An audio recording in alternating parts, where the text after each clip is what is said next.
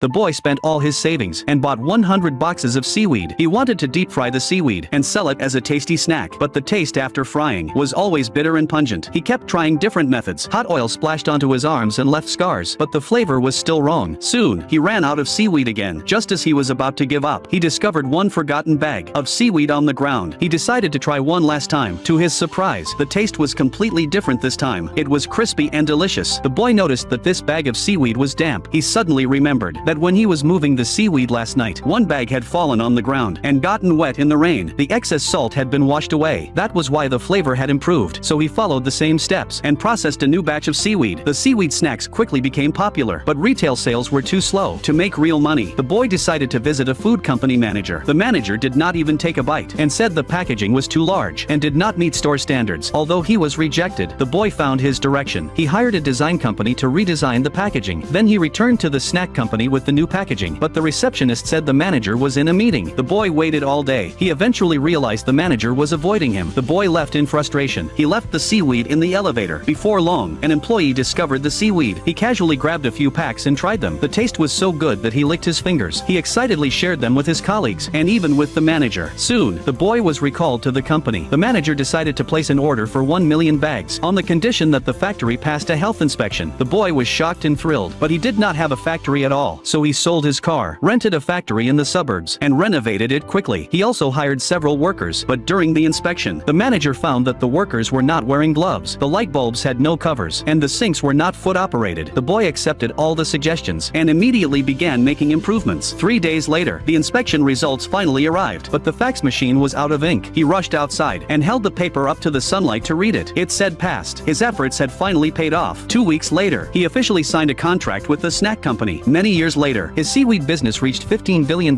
in sales and even owned its own seaweed farms. The boy spent all his savings and